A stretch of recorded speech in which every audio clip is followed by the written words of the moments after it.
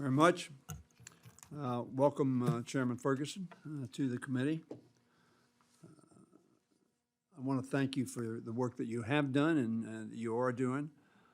You had a very extensive statement, footnoted more than any other statement I think I've read for an opening statement.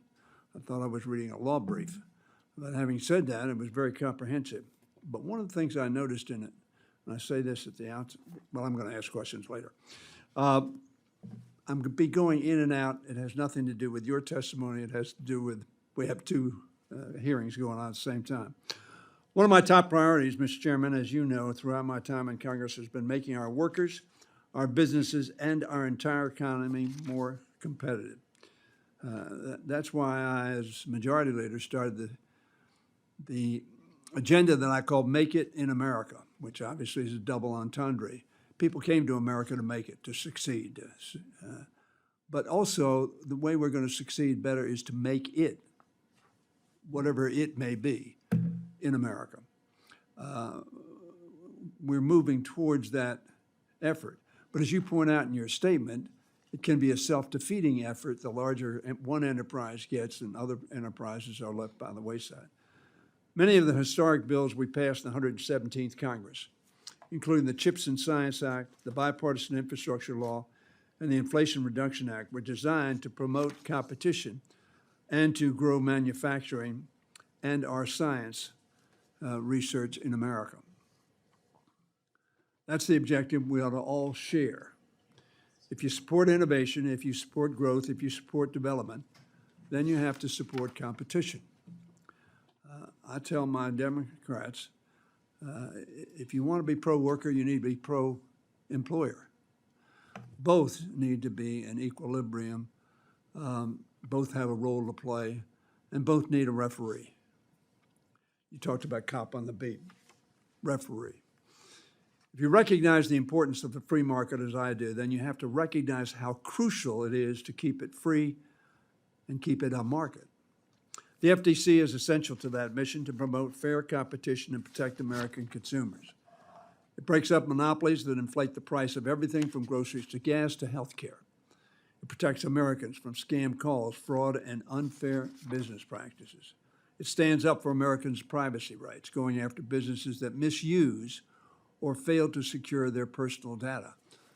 One thing I may just, it ticks me when I get advertisements that I don't ask for on this device, which I own.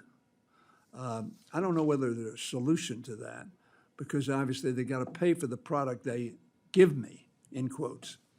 But that's a particular concern I have you may pay attention to. The FTC needs to maintain public trust and credibility to do this vital, nonpartisan work.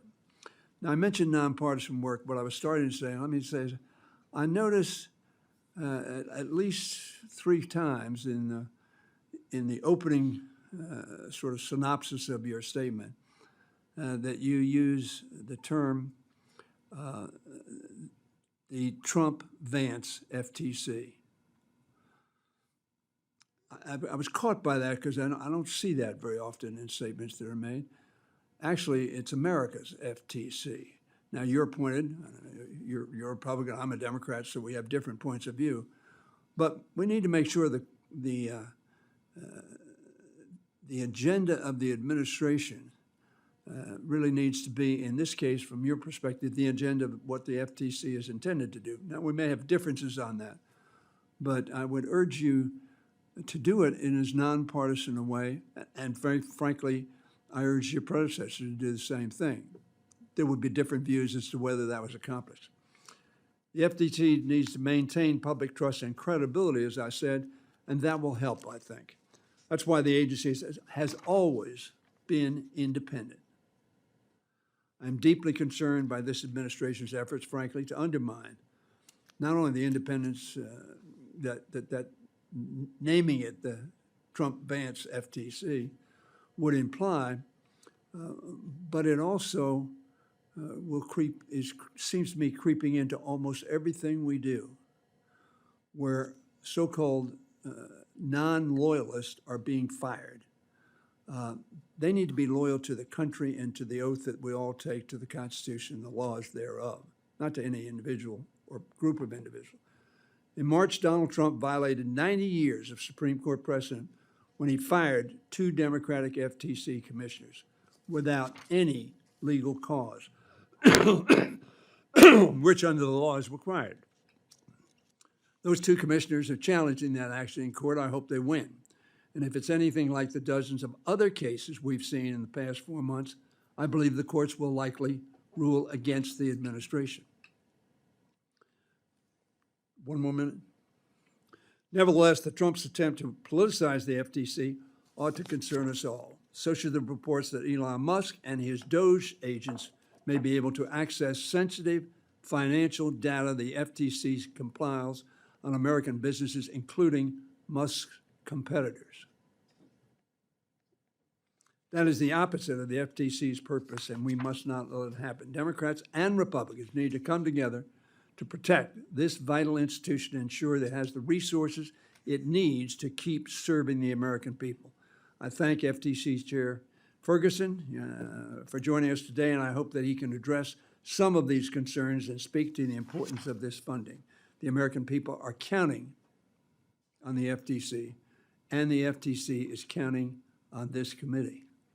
Thank you very much, Mr. Chairman.